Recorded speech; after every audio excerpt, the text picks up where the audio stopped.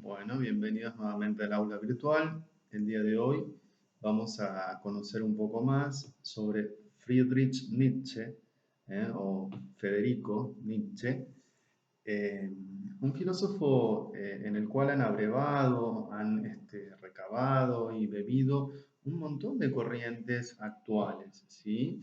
Él está al origen de muchas de estas corrientes que nos siguen marcando el pulso del pensamiento contemporáneo, siendo él que vivió entre 1844 y 1900, una breve vida, 46 años, pero ha marcado el pensamiento de todo el siglo XX. Podemos decir que él está dentro del estímulo para el nacimiento del existencialismo, de la hermenéutica, del constructivismo, del construccionismo social, de la visión paradigmática de las ciencias, de la genealogía de Michel Foucault. Es un gran maestro para todas estas corrientes contemporáneas del pensamiento. Bien, quería empezar a hablar de Nietzsche hablando de una palabra que usamos coloquialmente, la palabra ok. Ok es una palabra, bueno, obviamente de origen inglés, pero bueno, lo que cuesta aún es determinar cuál es ese origen, por lo que estuve leyendo y escuchando sobre ella, ¿verdad? Algunos dicen que el origen tiene que ver con la guerra civil en Estados Unidos, en la cual OK significaba que el sargento cuando llegaba afirmaba que había habido 0 killed, 0 asesinados, 0 bajas en su tropa. ¿Sí? OK es 0 killed, 0 asesinados. Otra etimología que había escuchado yo también recientemente, eh, coloca el significado de la palabra OK, el origen digo, en la pertenencia a un club muy exclusivo de caballeros, eh, cuyo nombre era Old Kingdom, viejo reino, creo que era así. Entonces, aquel que tenía el OK tenía la carta de acceso a ese club, tenía vía libre para formar parte de ese club exclusivo. Eh, bien, ¿esto por qué lo traigo a colación? Porque para Nietzsche, justamente, las palabras que usamos son importantes en tanto definen un modo de ser, en tanto condicionan nuestro modo de interpretar la realidad. De hecho, para él, más que condicionar un modo de interpretar una realidad objetiva que está ya ahí enfrente, lo que las palabras hacen es crear realidades. ¿Sí? Nosotros somos arrojados a metáforas, ¿sí? A través de las cuales interpretamos nuestra realidad, y estas metáforas nos condicionan de modos impensados. ¿Sí? Voy a citar ahora, para avanzar en esta introducción a Nietzsche, una frase de él, de Así habló Zaratustra, una obra de madurez. ¿Sí?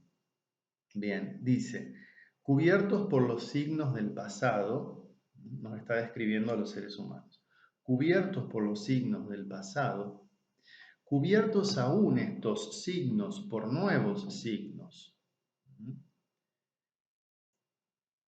al punto de que nuestros ademanes más sutiles hablan, en ellos hablan todos los credos y todas las costumbres. Incluso nuestros ademanes más sutiles hablan todos los credos y todas las costumbres. Entonces, acá ya nos está marcando una perspectiva de interpretación de lo humano. Los seres humanos no somos más que la sedimentación histórica de mandatos milenarios, ¿sí? De vocabularios creados hace siglos, ¿sí? Que nos condicionan de modos inimaginables. Entonces, Nietzsche va a señalar y va a posicionarse ante esta visión del hombre condicionado por los juegos de poder eh, que se juegan en el lenguaje. por las metáforas a las cuales somos arrojados por determinados juegos de poder. ¿Sí? Esto lo vamos a ir desmenuzando un poquito ahora. Y una metáfora más que tiene que ver con el Nietzsche más avanzado, más eh, que está superando su visión nihilista y empieza a construir a partir de haber destruido. Y dice así, es del libro Más allá del bien y el mal. Las mejores épocas de nuestra vida son aquellas en las que nos armamos de valor y rebautizamos el mal que hay en nosotros, llamándolo nuestro mayor bien. Bueno, ahora sí, vamos a este interesante filósofo un poco más ordenadamente. Esta era una introducción para dejarlos motivados para entender y para engancharse con mi introducción a Nietzsche. Nietzsche, dentro de las vías de acceso al ser, de las que mencionamos, de la metafísica, Nietzsche formaría parte de esa vía eh, de desocultar el encubrimiento, ¿sí?, del ser, que también le podemos llamar una vía de tipo nihilista. ¿Nihilista qué significa?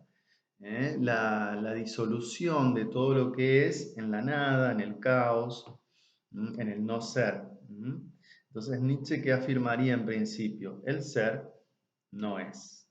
Nietzsche afirma la diferencia, el caos, la irracionalidad de todo aquello en lo cual asentamos las bases de la cultura occidental.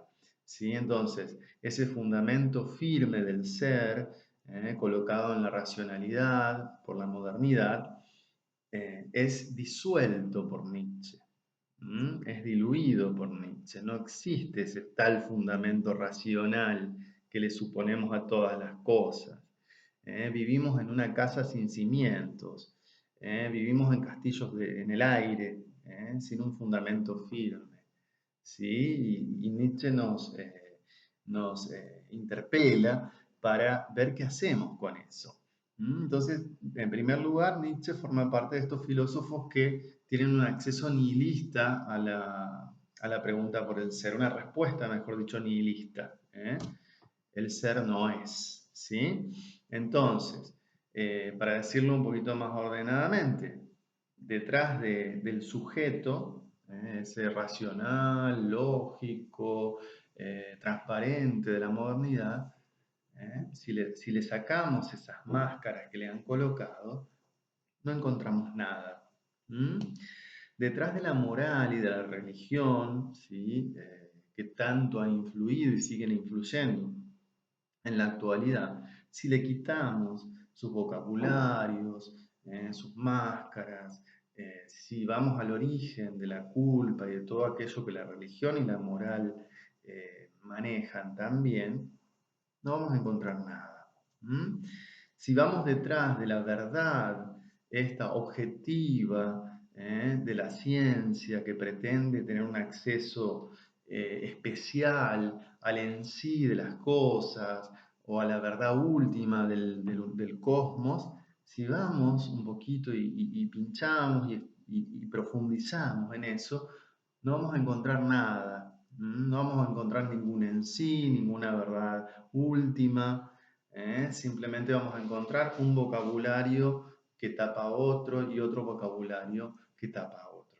Un intercambio histórico de metáforas y de vocabularios. Detrás de eso no hay nada. En este sentido hablo de un acceso nihilista a la pregunta por el ser.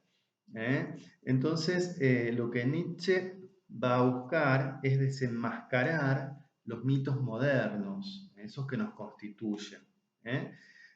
Para decirlo más en términos nietzscheanos y también heideggerianos, vamos a de Heidegger, alguien muy influido por Nietzsche, que lo vamos a ver más adelante, vamos a decir que lo que Nietzsche busca es interrogar a las metáforas fundamentales en las cuales estamos arrojados, históricamente arrojados, ¿sí?, por determinados intereses y juegos de poder. Bien. Bueno, Nietzsche va a criticar fuertemente a la razón, entendida como una potencia ahistórica, una potencia universal, unívoca, homogénea en todo hombre, capaz de descubrir la verdad de las cosas. Nietzsche va a decir que eso es una pura soberbia del animal más débil y perverso de todos, que es el hombre. ¿Mm?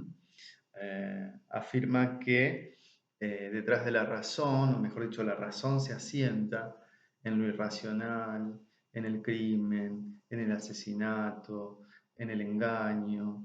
Entonces lo único que hace la razón es generar mentiras para ocultar esta verdad última. Bien, también en cuanto a la moral, va a decir que no existen fenómenos morales.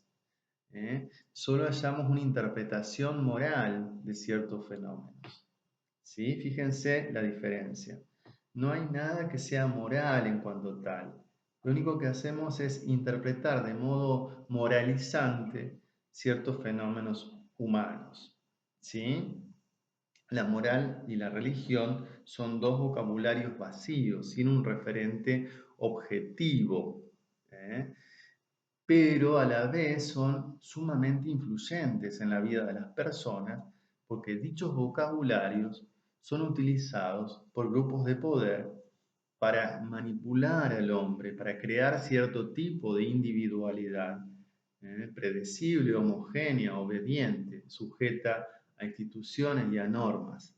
¿Sí? Entonces, todo en el lenguaje es a la vez un juego de poder, un juego de control social. Entonces, Nietzsche, ante este descubrimiento, lo que va a buscar es desmontar estos juegos de poder, desenmascararlos, deconstruirlos y mostrar sus orígenes espurios, bajos, irracionales. ¿Sí? Bien, la idea de valores absolutos, por ejemplo, la idea del bien y mal absolutos, están basadas en qué? En la noción de un Dios bueno. ¿Mm? Lo que va a hacer Nietzsche es afirmar, una frase muy famosa hecha por él, que Dios ha muerto.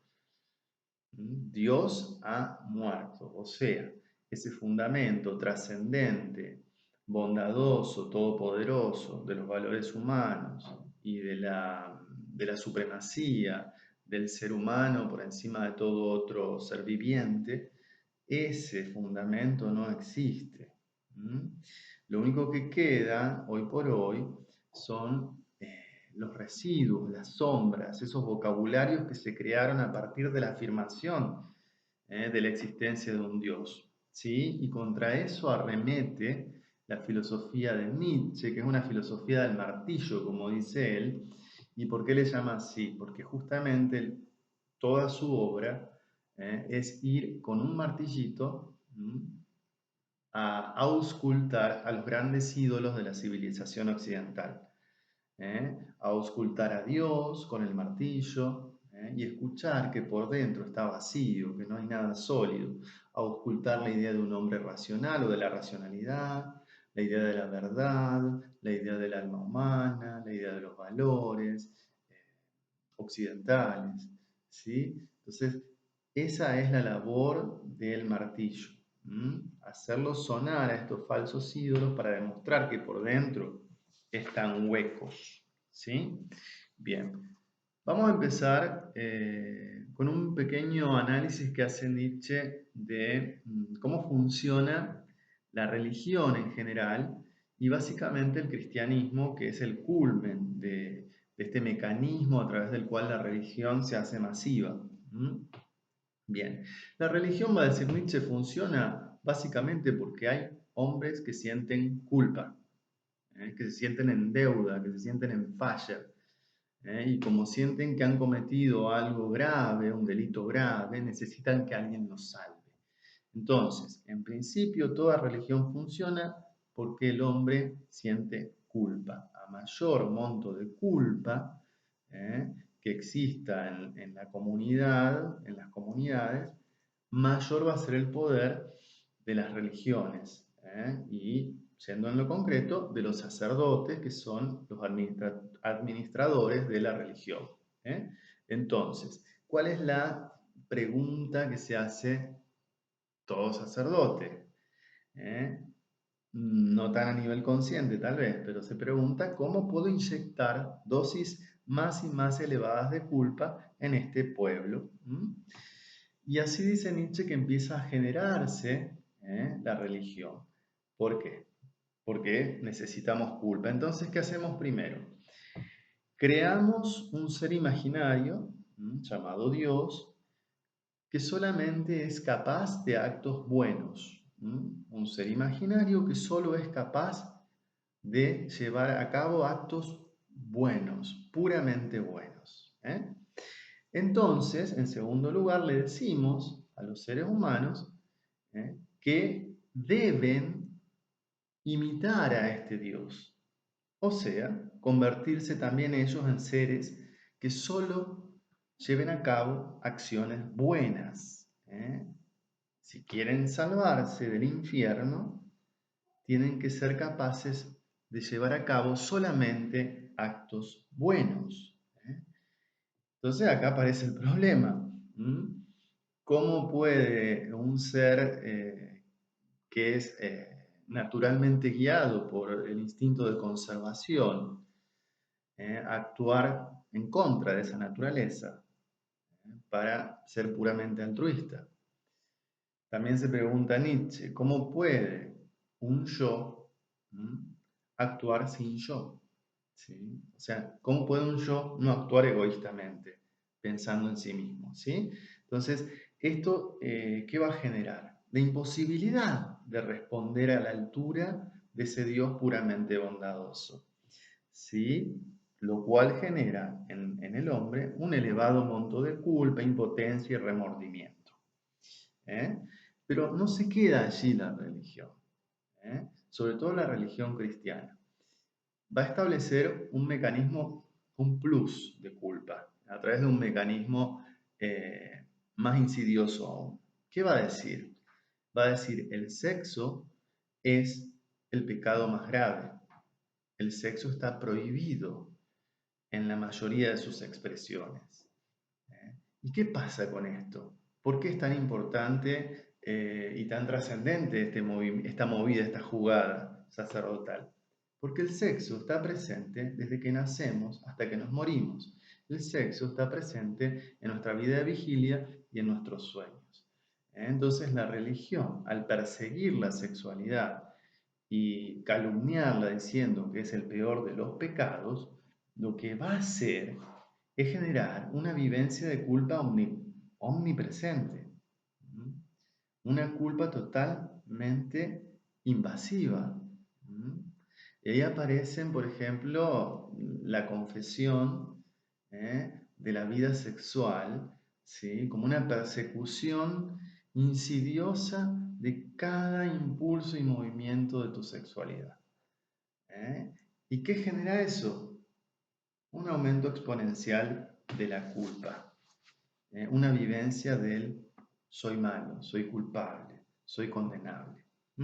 Y ahí ya tenemos la carne de cañón, jugosa para que los sacerdotes intervengan, presentándose como administradores del perdón y la misericordia de Dios. Vos sos culpable, vos estás enfermo, yo tengo la cura. Yo administro el perdón de Dios. Yo soy imprescindible. Yo soy poderoso. ¿Sí? Entonces, fíjense cómo Nietzsche va analizando de esta manera, ¿no? Lo que vamos a llamarle ahora, vamos a ver un análisis de tipo genealógico de las instituciones morales y humanas más importantes de Occidente. La moral también va a ser analizada, ¿sí? Como un vocabulario imaginario generado para alimentar el poder de ciertos grupos. ¿Sí? Todo discurso moral, en el fondo, esconde eh, la voluntad de poder, la voluntad de ejercer un poder sobre un otro. Entonces, por ejemplo, ¿no? Hasta el amor, la compasión, el amor, ¿Qué es lo que se siente en realidad o qué es lo que hacia dónde apunta? Cuando yo digo te amo, cuando yo digo a alguien te amo, ¿qué le estoy diciendo? ¿Eh? ¿Le estoy diciendo que vale por él mismo, ella misma, y que me importa por sí mismo? No.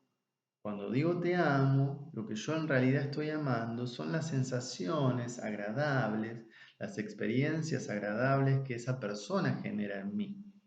Lo que amo en realidad es mi sensación de placer, asociada a esa persona. No amo a la persona, ¿sí? Entonces Nietzsche lo que va a ir haciendo es intentar demostrar que detrás de toda virtud occidental, cristiana, no hay más que voluntad de poder y dominio. Cuando yo soy compasivo, ¿qué busco? Sentirme superior, al débil, al necesitado. ¿Eh? Generar incluso una relación de sumisión y dependencia. También va a decir que Occidente, el Occidente cristiano, ha exaltado y enaltecido ciertos valores y virtudes que son propios de la enfermedad, la debilidad y la muerte. En primer lugar, insultando a Eros, ¿sí? Y Afrodita, los dioses del amor griegos, tan exaltados por los griegos. Bueno, el cristianismo, el sexo es el peor pecado, ¿sí?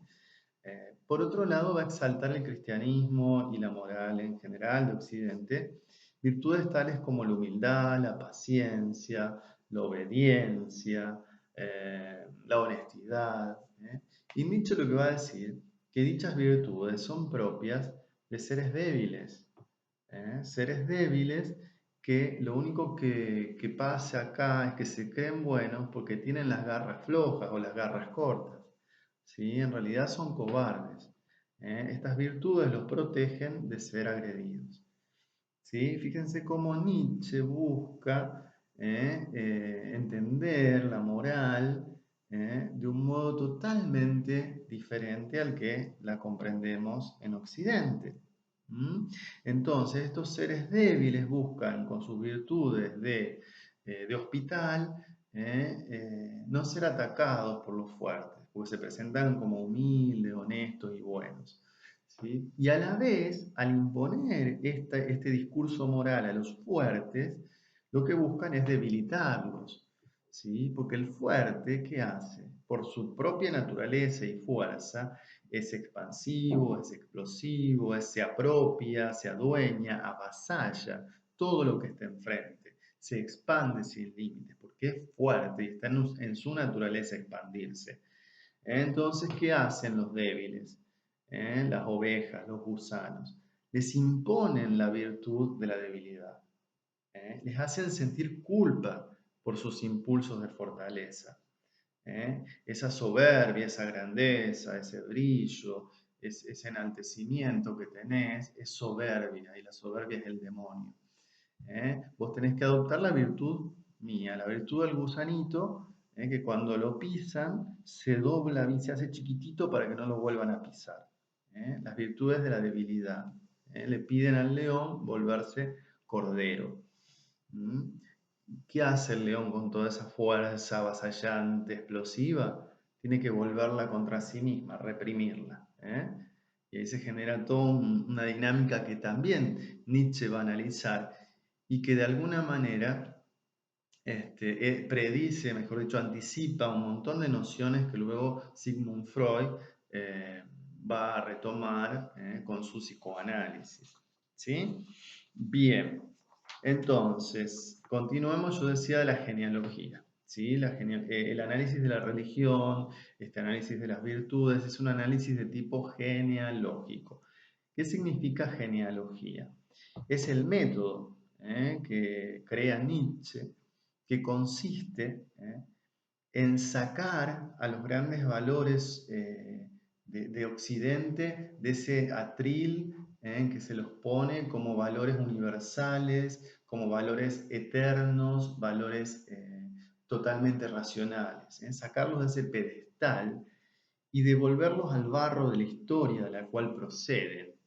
Entonces, ese movimiento que había hecho Platón, Platón, dice Nietzsche, es el primer cristiano, ese movimiento que hizo Platón de poner estos valores en un mundo ideal, en un mundo inmaterial, en un mundo ahistórico, Nietzsche, no, pará, traigámonos de vuelta a la historia y veamos de dónde viene. La genealogía, entonces, es esa investigación ¿eh?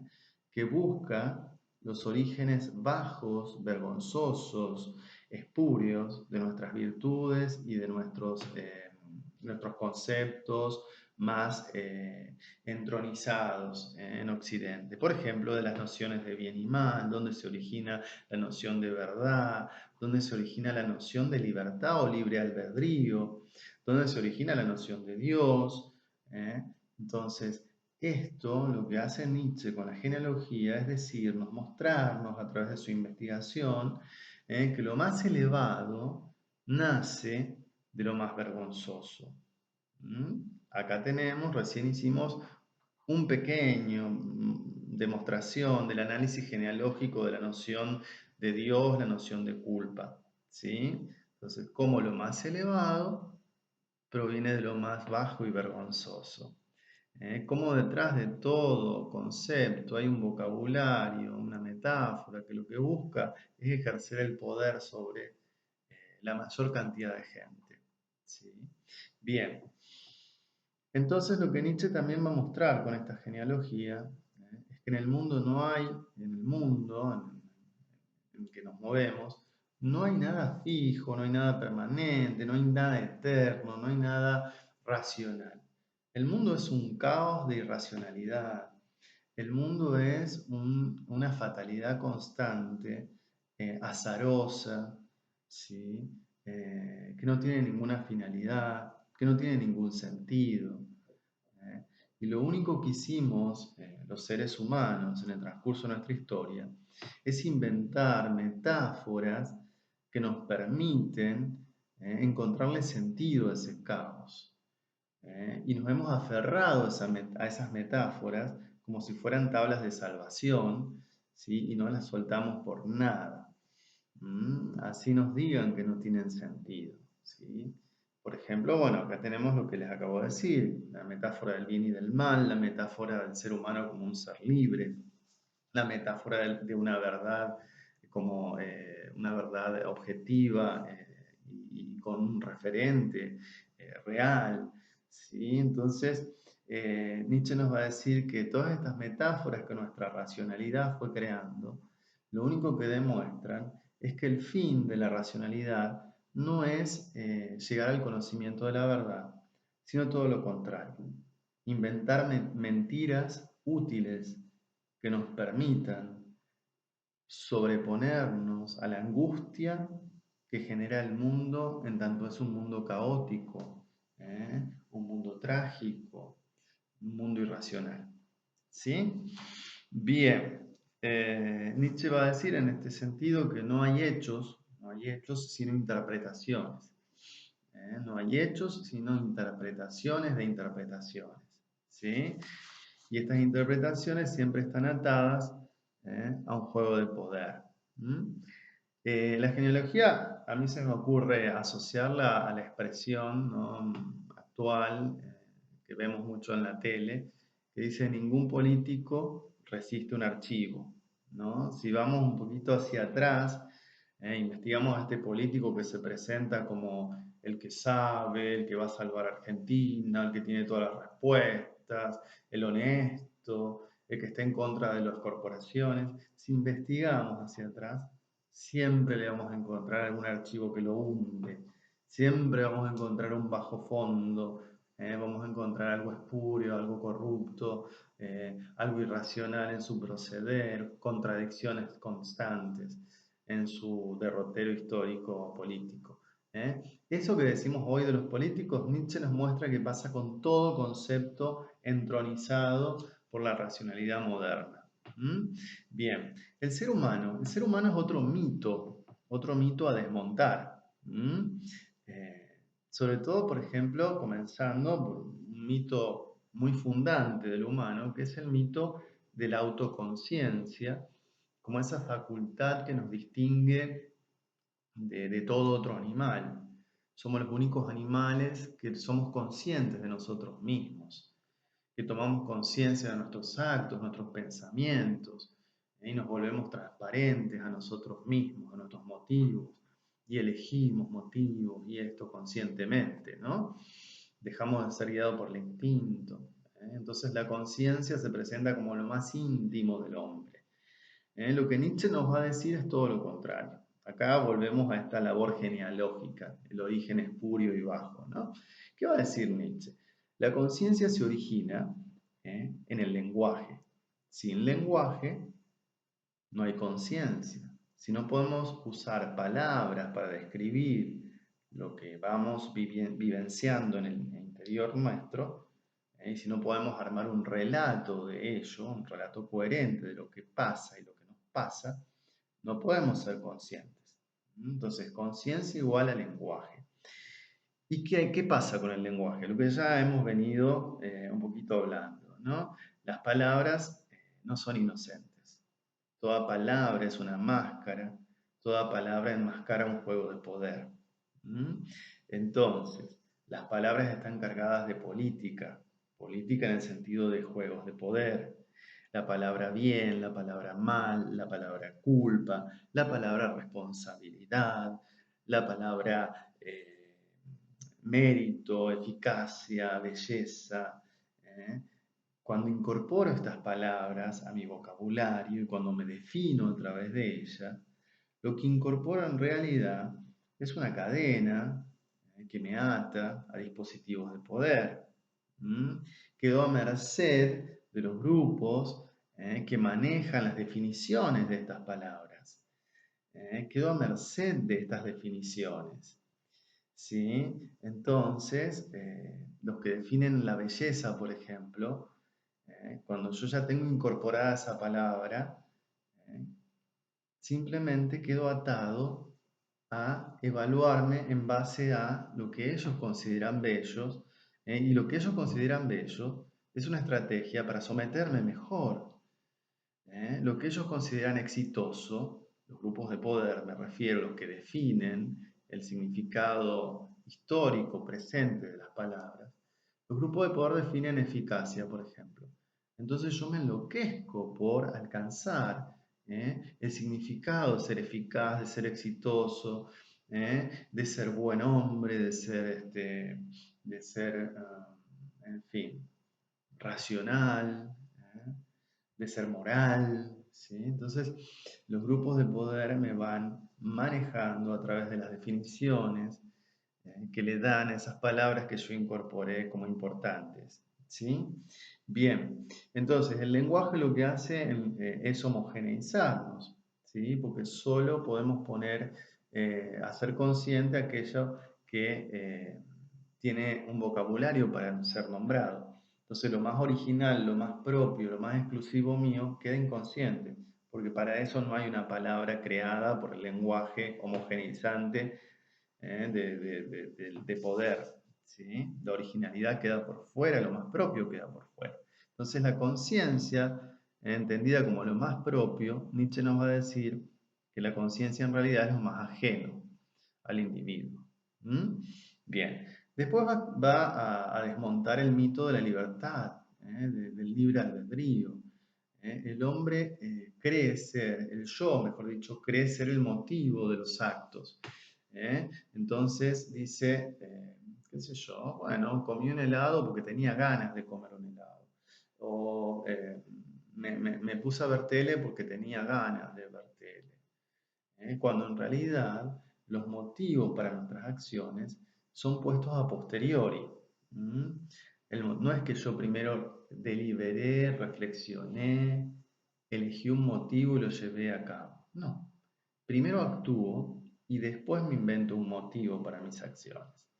Nietzsche va a decir que somos como ese hombre que después de recibir una trompada cae al piso, inventa un motivo diciendo, y quería ver qué tan duro estaba el piso, por eso me tiré al piso, ¿no? Como que el yo, para ponerse como la explicación de todos los actos del ser humano, inventa el motivo diciendo que él quiso hacerlo. ¿Mm? Eso por un lado, ¿sí? Entonces también hay una metáfora que nos permite entender mejor esto de los motivos y asociados al lenguaje cuando Nietzsche habla de las olas. Dice en un pasaje, imagínense que describimos el movimiento de las olas como describimos los movimientos humanos, como nos vamos auto narrando nuestros movimientos personales.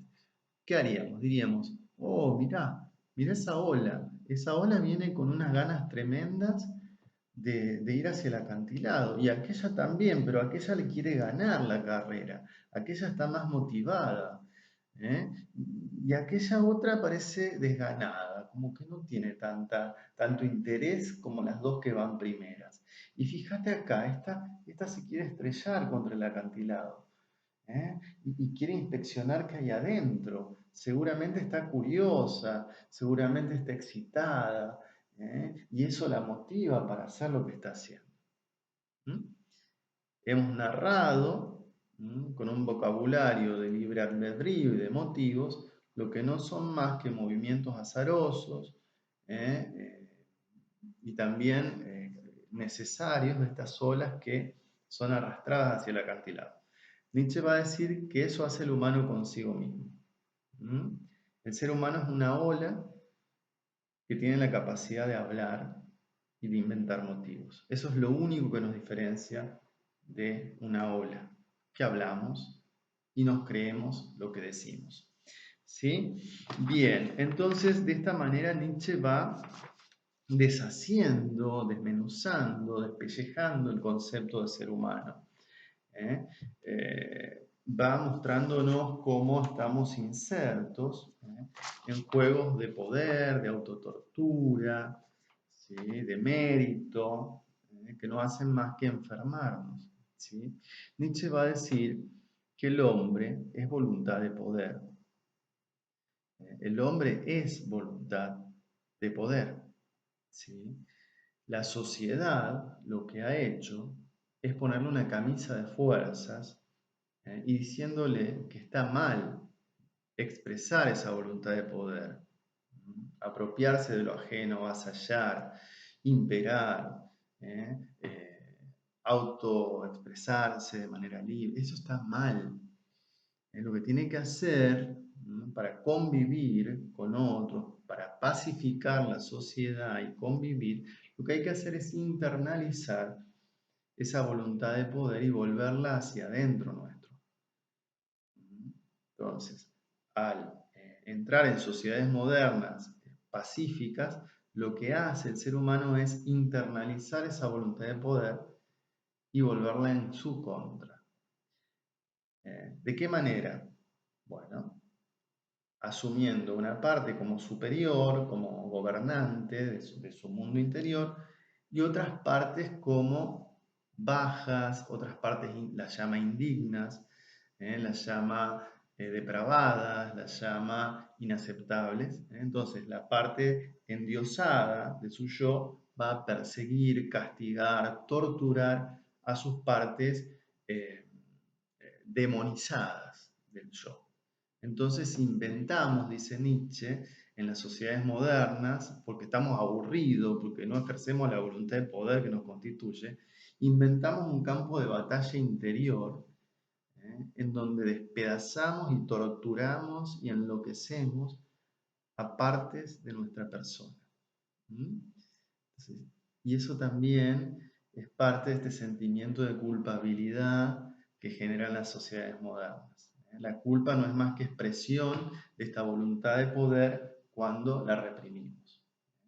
Generamos más y más culpa. Esto mismo va a decir Freud, muchos años después de Nietzsche. Fíjense, un gran precursor Nietzsche del psicoanálisis. Bien, ahora, si hemos determinado con Nietzsche de que no hay una cosa en sí, que no hay verdades absolutas, que los valores son vocabularios destinados a volvernos débiles e impotentes y a manipularnos por los grupos de poder existentes, si hemos determinado que las verdades son metáforas, metáforas accidentales, metáforas intercambiables, ¿qué nos queda? quedarnos en el sinsentido puro, resignarnos al pesimismo de que nada tiene sentido y de que el mundo es una mierda. No, no. Después de esta etapa deconstructiva de Nietzsche, viene la etapa constructiva, positiva y productiva del filósofo. ¿En qué consiste? En subvertir la totalidad de los valores, en volver a valores enraizados en la vida, en la voluntad de poder, en la individualidad, en la diferencia. Entonces, Nietzsche, sobre todo en el Zaratustra, así habló Zaratustra, inicia una etapa reconstructiva de la cultura, de la moralidad, cuyo centro va a ser ¿eh? el individuo entendido como un poeta que está llamado a crear y recrear una y otra vez su existencia, encontrando nuevos vocabularios que le permitan expresar la multiplicidad que lo constituye. Si yo no soy ese hombrecito homogéneo, racional, predictible, que me dijo la modernidad que era, no soy eso. ¿Qué soy? Soy un caos múltiple y explosivo de poder, de voluntad, de avasallamiento, de creatividad, y eso tiene que encontrar nuevos vocabularios. Y el único que lo puede crear soy yo mismo. Porque todo lo que me venga al rebaño ya prefabricado, lo único que hace es repetir más de lo mismo y dejar fuera mi originalidad más propia. Entonces Nietzsche va a hablar de 3 estadios del cambio en el espíritu, ¿no? De este nuevo hombre, o superhombre, como le va a llamar.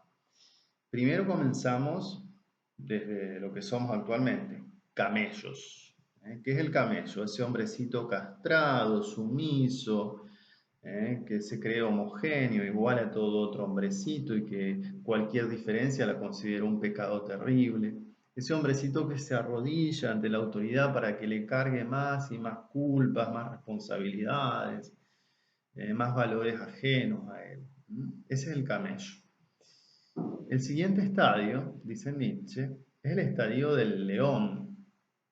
El león es la metáfora de ese hombre capaz de enfrentarse a esos gigantes monstruos del bien y del mal en general que nos han cargado y nos han impuesto culturalmente y decirles no, no, eso a mí no me va a seguir determinando más. Entonces, del león pasamos finalmente a un tercer estadio, que es el niño.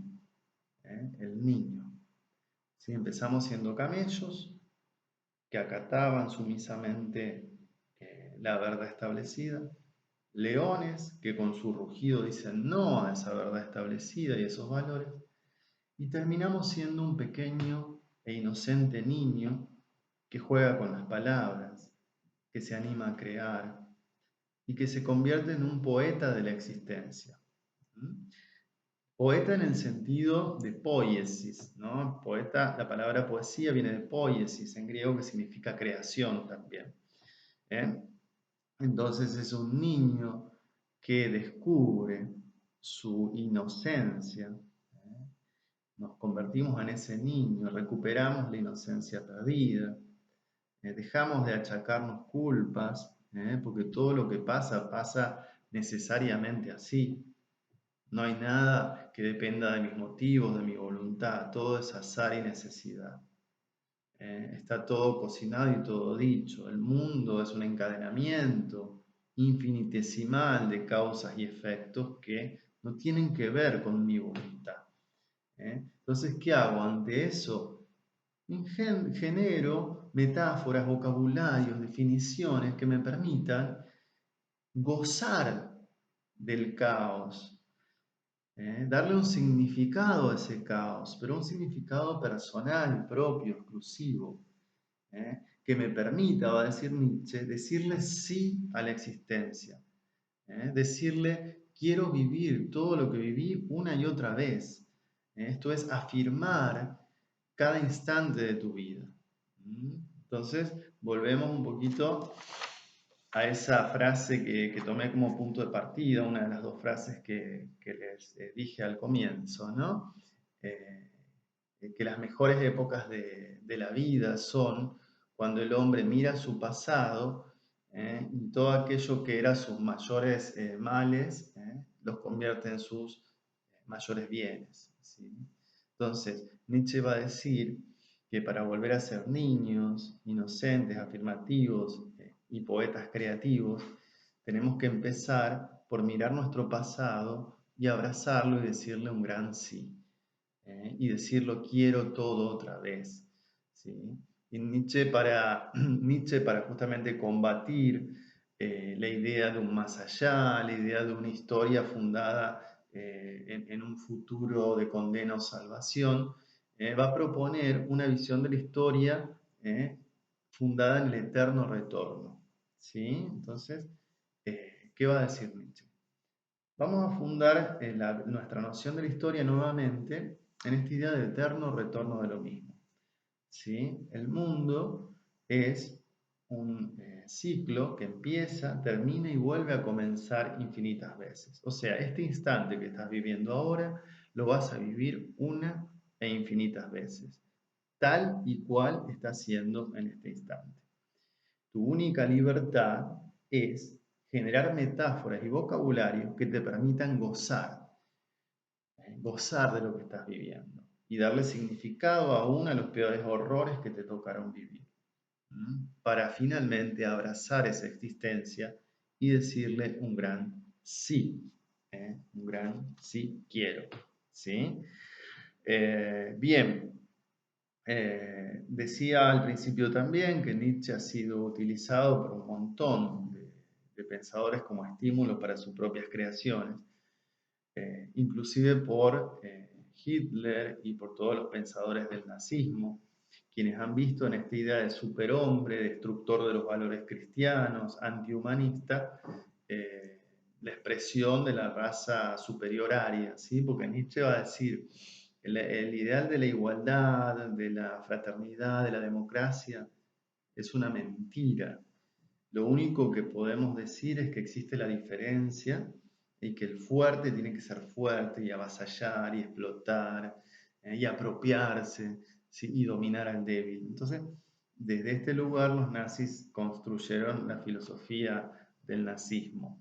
¿Sí? Pero sin embargo, bueno, más allá de estas precisiones o el modo en que se tomó el nazismo, la noción de superhombre, que se funda en Nietzsche, digamos, no es que la tergiversó, sino que abrevó en el mismo pensamiento nietzscheano. Dicho pensamiento nietzscheano nos da lugar también para pensar y repensar la cultura de modos más positivos que aquel que Nietzsche la imaginó. Dejamos de ser cristianos, dejamos de valorar la humildad, la compasión y el amor, nos convertimos en avasallantes, guerreros, soberbios, ¿sí? Afirmativos, que lo único que hacemos es pisotear al que está abajo y en vez de sentir compasión por el débil, lo ayudamos a morir. Entonces, Nietzsche lo que hace es una afirmación de la vida parcial. Él afirma la vida solamente de los poderosos. ¿Sí? Entonces, esta es una de las debilidades del pensamiento nietzscheano.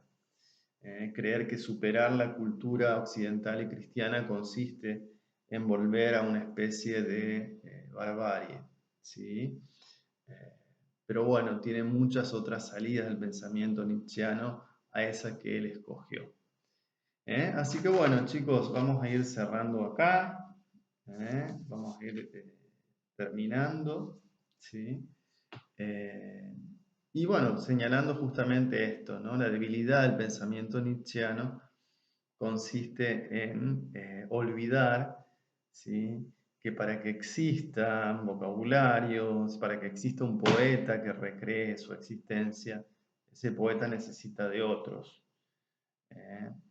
Necesita de todos los otros, ¿sí? No solo de los arios, poderosos, alemanes, rubios y fuertes, sino que todo otro tiene que ser convocado a esta fiesta y a esta poética de la existencia. Así que bueno, acá terminamos. Espero haber sido claro y haber sido útil para entender Nietzsche. Nos vemos.